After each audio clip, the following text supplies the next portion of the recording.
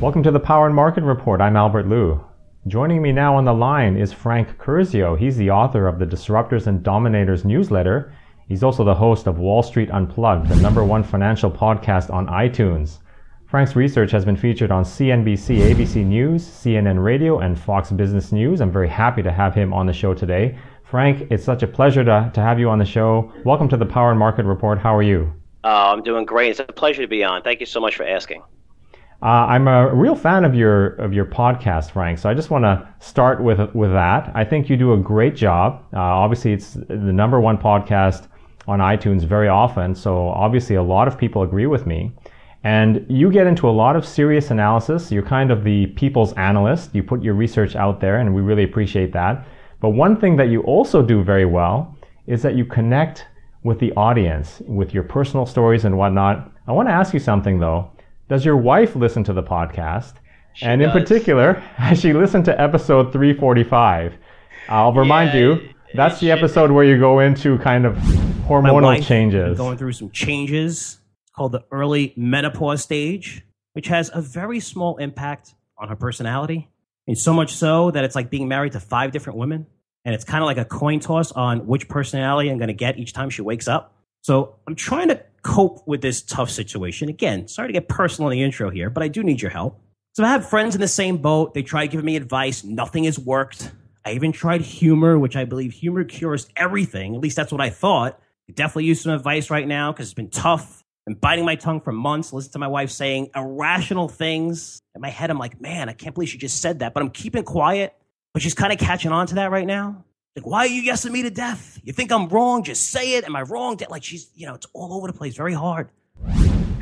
It's funny because I've been doing this for 10 years now. I feel like my audience is my family. And you'd be surprised. And if I give anyone advice out there who has a podcast, don't be surprised who's actually listening to you. Because everybody, in my opinion, everyone's a professional in something, right? So, no matter what you do, I mean, we're fortunate enough to look at the markets every day, but other people might be a plumber, they may be a janitor, they could do anything.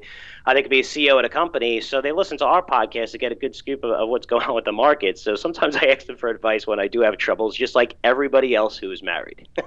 Yes, and I think that personal touch really changes things. There was that episode, and there's a couple other ones where you're talking about what your babysitter did to your cat one evening, and that really builds a connection. I felt like, well, this guy's asking me for advice.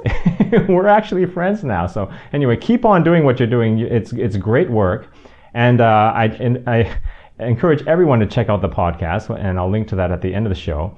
But let's start off talking about how you got into the business. I know your father was in the business, in the newsletter business. I also know you worked early on for Jim Cramer. Can you talk about your early influences and how you got into the business of analyzing securities?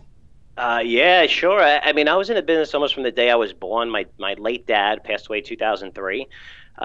He wrote his own newsletter for 30 years. His claim to fame was he actually predicted the 1987 market crash in writing.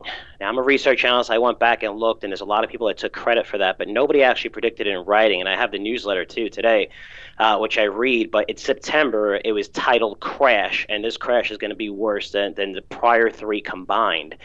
And once he made that call, he was one of the few people back then that was actually bearish on the markets. It wasn't like CNBC today where there's 1,000 people, different opinions. There was about 10, 12 people that everyone listened to on CNBC when they first started.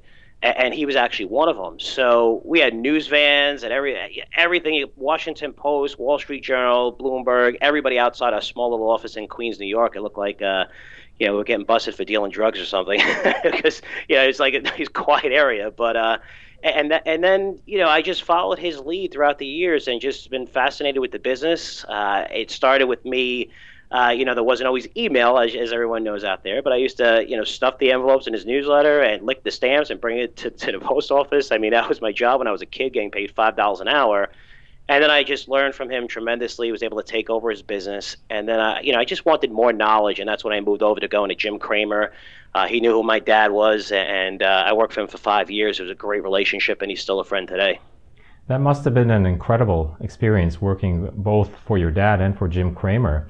I don't claim to be a Cramer guy, but I have to say that I got a lot of respect for Jim when he came out after the crash or during the crash, came out on, was it the Today Show? Told people if they had funds that they needed, take them out of the market for the next 5 years. I'm wondering, were you working for him back then? And if you were, how much heat did he take for making that call?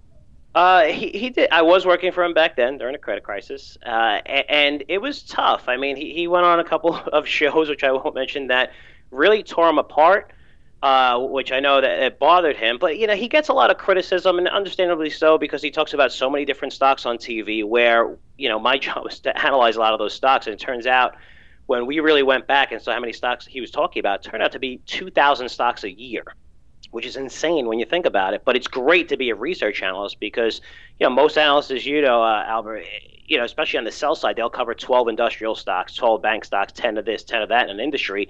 My job is to know everything about every stock in every industry. And coming from my dad, who was a pure value fundamental guy, when going to Kramer, he was a pure growth guy. And then combining those two strategies has really helped me tremendously, you know, in the stock picking business and learning, where I would never buy a Netflix or an Under Armour when I was working for my dad. And yet with Kramer also, there's a lot of deep value plays that I like that don't really cross Kramer's list until they go a lot higher. But one last point too with Kramer, I could tell you from someone behind the scenes, is whether you like him or not, he cares. And when he gets it wrong, he's mad, he's throwing stuff. And to me, that means a lot, because you know as well as I do, there's people in this industry that you know, give advice and really don't care that much. He does care when he does get it wrong. So like him or hate him, and I understand the criticism, at least he's there for you, and one of the smartest guys that I ever worked for, actually. Yeah, no doubt about that. Very intelligent person. Let's move on now. We had the Fed back off doing a rate hike a little earlier, and Janet Yellen was out yesterday talking about how certainly a hike is not out of the question, and it may even be probable. I can't remember her exact wording, but for 2015, in your podcast, you've talked about how, you know, 0.25% hike, not a big deal. Can you explain what your thinking is on that? It's not, sentiment-wise, it is a big deal. It's not so much of a big deal where we're going to a 0.25 point hike where it's going to, you know, kill the markets. But what's important is when we have a zero interest rate environment, which we had for 4 years, right? I mean, no one in their wildest dreams before that thought that this could happen. And that's really a policy put in place for emergency conditions. And right now, we're not in emergency conditions. Could we go down a little bit? Absolutely. Do people talk about the $14 trillion in debt? Yes. But they don't talk about the $82 trillion in net household wealth that is at a record high. I'm not saying the markets are great. I'm just putting things in perspective, because a lot of people listening to this probably watch videos telling you that the world's going to end, you should buy a cave. So what we need here is clarity, right? Because the markets hate uncertainty. The Fed said once the market gets better, this is what we're going to do. We're going to raise rates, and they haven't raised rates. And we're seeing auto sales at near record highs. We're seeing, you know, good manufacturing reports, even though durable goods wasn't that good. Consumer spending up 4% year over year. And look at companies like Nike, Under Armour. I mean, people are spending. We're not in dire conditions where we need 0% interest rates. And what does that mean? It creates uncertainty in the market, because even the best economists don't know what the Fed's looking for to raise rates. And if they're going to be data dependent, there's going to be something wrong every single time they come to these meetings, where it's China today. It was Greece not long ago. It was home sales in January, February, because the winter was so bad in the Northeast, where they were like, wow, is this the end of the house sales? Is it going to be bad? And that reversed. So we're always going to see negative stuff going forward. And right now, with the uncertainty, we don't know what the Fed's going to do. And the stock market hates uncertainty, and that's why I think it's going to come down.